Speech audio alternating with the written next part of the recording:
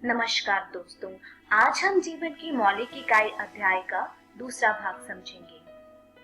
दोस्तों, इस वीडियो में हम समझेंगे कि कोशिका की संरचना कैसे होती है तथा एक कोशिकाय जीव और बहुकोशिकाय जीव के बीच में अंतर क्या होता है। तो चलिए दोस्तों शुरू करते हैं। दोस्तों, जैसा कि हमने पिछले भाग एक में पढ़ा था कि कोशिका को जीवन की सबसे छोटी इकाई कहते हैं।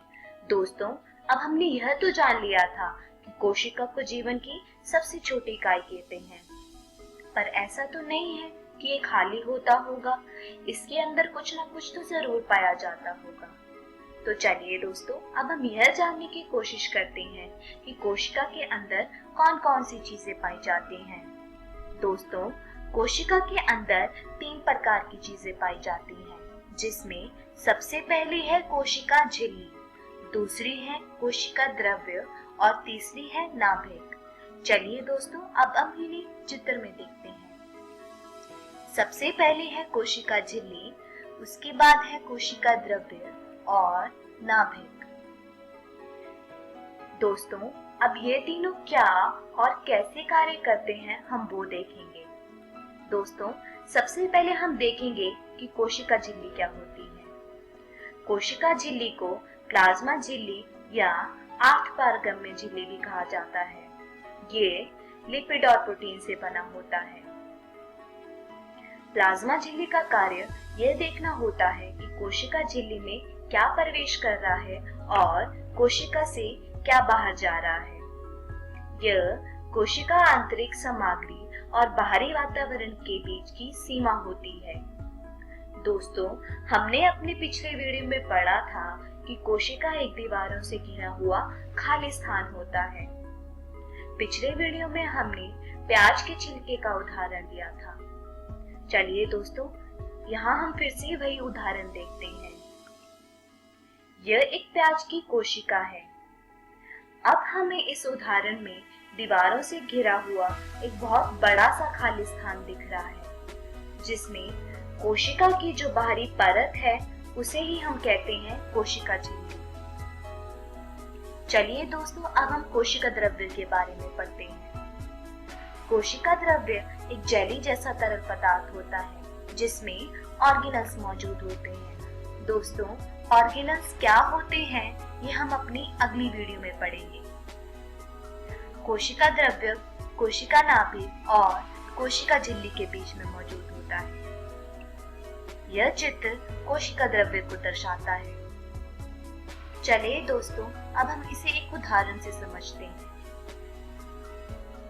यह एक प्याज की कोशिका है जिसमें हमें कोशिका की बाहरी परत के अंदर एक खाली स्थान दिख रहा है, जिसमें जेली जैसा तरल पदार्थ होता है, जिसे हम कोशिका द्रव्य कहते हैं।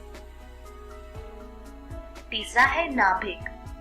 नाभिक में डीएनए मौजूद होता है और नाभिक को कोशिका का दिमाग भी कहते हैं। यह चित्र नाभिक को दर्शाता है। चलिए इसे भी हम उदाहरण से समझते हैं। इस उदाहरण में हमें बहुत सारे बिंदु दिखाई दे रहे हैं। दोस्तों, यही बिंदु नाभिक कहलाते हैं। नाभिक की एक खुद की भारी झिल्ली होती है जिसे आणविक झिल्ली कहते हैं। आणविक झिल्ली का कार्य यह देखना होता है कि कोशिका द्रव्य से नाभिक में और नाभिक से कोशिका द्रव्य में क्या आ रहा है और क्या जा रहा है। आणविक झिल्ली के अंदर न्यूक्लियस, क्रोमैटिन और गुणसूत्र होता है, जिसमें न्यूक्लियस एक तरल पदार्थ जैसा होता है। क्रोमैटिन में डीएनए और प्रोभूजिन होता है। गुणसूत्र रोड जैसे दिखते हैं तथा यह क्रोमैटिन से ही बने होते हैं। चलिए दोस्तों, अब हम यह देखते हैं कि एक कोशिकाय जीव और बहुकोशिकाय जीव के बीच में क्या अंतर होता है। दोस्तों, जीव के 2 प्रकार होते हैं, जिसमें पहला है एक कोशिकाय जीव और दूसरा है बहुकोशिकाय जीव। दोस्तों, सबसे पहले हम एक कोशिकाय जीव के बारे में पढ़ेंगे। एक कोशिकाय जीव वह जीव होते हैं जिनमें केवल एक ही कोशिका पाई जाती है। उदाहरण है अमीबा, जिसमें भोजन अंतर्ग्रहण, पाचन, अवशोषण, प्रजनन इत्यादि सभी क्रियाएं संपन्न होती हैं। जीवाणु तथा पैरामीशियम ऐसे जीव हैं जिनमें केवल एक ही कोशिका पाई जाती है। एक कोशिकाय जीव की उम्र कम होती है। चलिए दोस्तों, अब हम पढ़ते हैं बहुकोशिकाय जीव। बहुकोशिकाय जीव ऐसे जीव होते हैं जिनमें एक से अधिक कोशिकाएं पाई जाती हैं। उदाहरण है पौधे, कवक और पशु ऐसे जीव हैं जिनमें एक से अधिक कोशिकाएं पाई जाती हैं। कोशिका के विभिन्न आकार और आकार के आधार पर ये विशिष्ट कार्य करते हैं। प्रत्येक कोशिका में अलग अलग कार्य करने की क्षमता होती है। उदाहरण के तौर पर मानव शरीर बहुक्रियावाद में अलग अलग भाग अलग अलग कार्य करते हैं। जैसे कि पेट भोजन के पाचन में मदद करता है, मानव शरीर का हृदय रक्त पंप करता है और फेफड़े सांस लेने की प्रक्रिया में मदद करते हैं। इसी तरह एक कोशिकाय जीव में भी विभिन्न कार्यों को करने के लिए उनकी बुहाई में अलग अलग भाग होते हैं। बहुकोशिकाय जीव की उम्र ज्यादा होती है। कोशिका की अनेक आकृति होती है, जैसे कि गोलाकार, चौकोर, अंडाकार इत्यादि, जिसमें सबसे छोटी कोशिका माइकोप्लाज्मा नामक जीवाणु की होती है। सबसे लंबी कोशिका तंत्रिका कोशिका है तथा सबसे बड़ी कोशिका शुतुरमुर्ग के अंडे की होती है। सबसे बड़ा मानव कोशिका मादा डिंब है और सबसे छोटी मानव कोशिका लाल रक्त कोशिका है।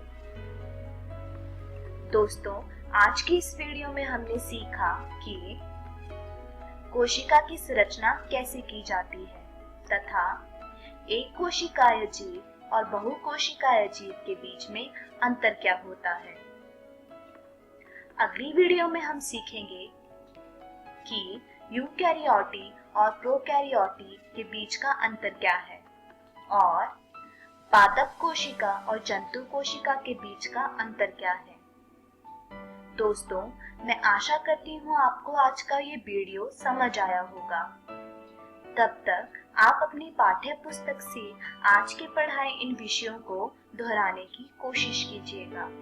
धन्यवाद।